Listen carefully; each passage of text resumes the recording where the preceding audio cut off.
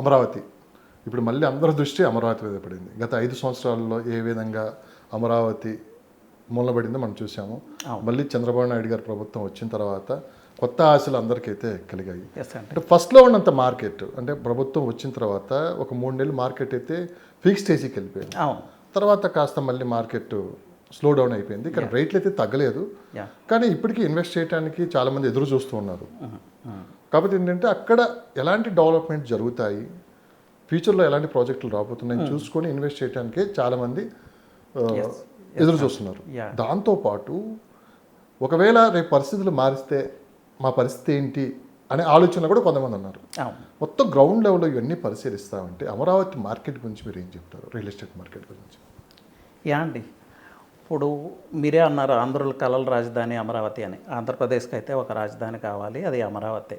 అది అమరావతి రాజధాని ఉంటుందా లేకపోతే మారుస్తారా అనేది ఇంకెలాంటి అనుమానాలు పెట్టుకోవాల్సిన అవసరం లేదు. For ever capital Amaravati. ఎందుకంటే గెజిట్ నోటిఫికేషన్ అతి త్వరలో రాబోతుంది. ఆ గెజిట్ నోటిఫికేషన్ రావడానికి కొన్ని ఇన్ఫ్రాస్ట్రక్చరల్ వర్క్స్ గవర్నమెంట్ పూర్తి చేయాల్సి ఉంది. గవర్నమెంట్ ఇప్పుడు ఆ వర్క్లోనే ఉంది. మొన్న జరిగిన సిఆర్డిఏ సమావేశంలో ఎన్ సిరీస్ రోడ్స్, ఈ సిరీస్ రోడ్స్, కొన్ని ముఖ్యమైన రోడ్స్ పూర్తి చేయడానికి టెండర్స్ కాల్ ఫర్ చేయటం కూడా జరిగింది. అలాగే ఐకానిక్ టవర్స్ ఏవైతే ఉన్నాయో అసెంబ్లీ, సెక్రటరియేట్, హైకోర్టు, వాటి వర్క్స్ బేస్ లెవెల్లో స్టార్ట్ అయింది. అంటే గ్రౌండింగ్ వర్క్ స్టార్ట్ అయింది.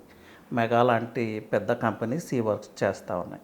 సో వన్స్ ఈ వర్క్స్ అంటూ ఒక స్టేటస్ వస్తే వీటికి దెన్ ఆటోమేటిక్గా సెంట్రల్ గవర్నమెంట్ అనౌన్స్ చేస్తుంది ఇది ఫర్ ఎవర్ క్యాపిటల్ అని.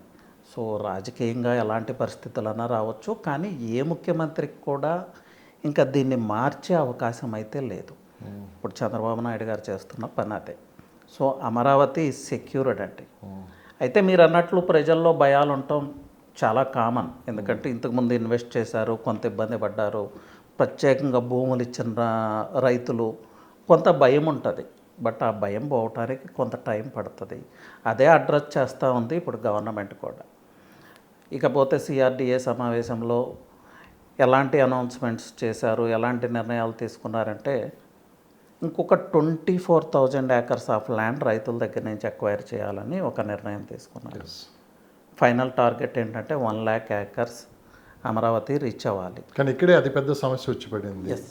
సో సిఆర్డిఏ సమావేశంలో ఏ నిర్ణయం అయితే తీసుకున్నారో ఆ నిర్ణయానికి మిగతా గ్రామాలు ఏవైతే ఉన్నాయో అంటే సెకండ్ ఫేజ్ 2లో తీసుకునే ల్యాండ్స్ గ్రామాలు అయితే ఉన్నాయో ఇదంతా కాస్త వ్యతిరేకంగా ఉన్నారు. సో ప్రభుత్వం కూడా ఈ విషయంలో కాస్త వెనక తగ్గింది. సో 1-2 సార్లు ఆలోచించి మనం ముందుకెళ్దామని చెప్పి కూడా ఒక నిర్ణయానికి వచ్చినట్టు కూడా కనిపిస్తుంది.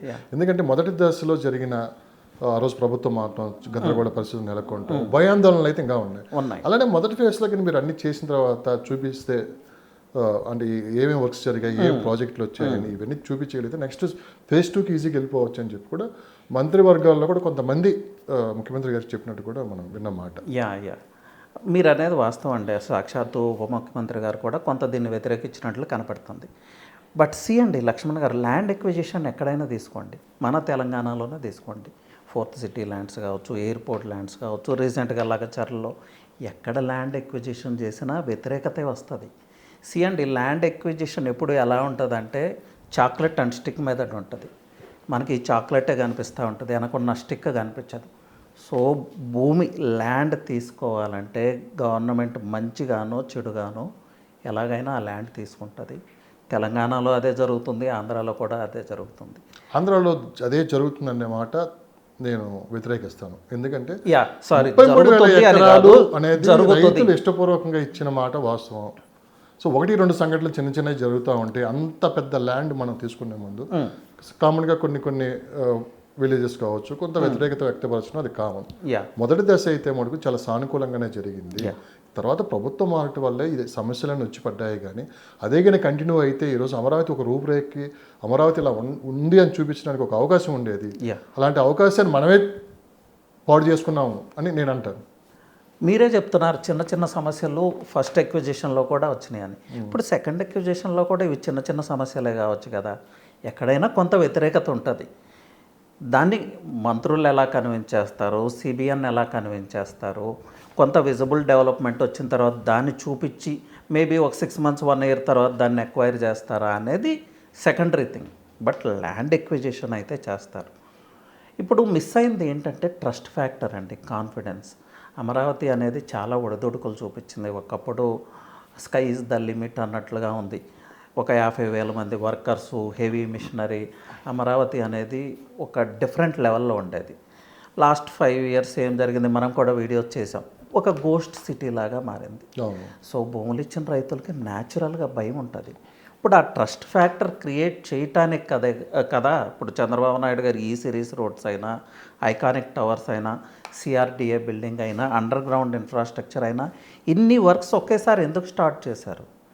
సిటీ డెవలప్ అవ్వాలి, అట్ ద సేమ్ టైం చుట్టుపక్కల ఉన్న రైతుల్లో ఒక కాన్ఫిడెన్స్ క్రియేట్ చేయాలి, ఒక ట్రస్ట్ ఫ్యాక్టర్ క్రియేట్ చేయాలి, అమరావతికి ఒక బ్రాండ్ క్రియేట్ చేయాలి.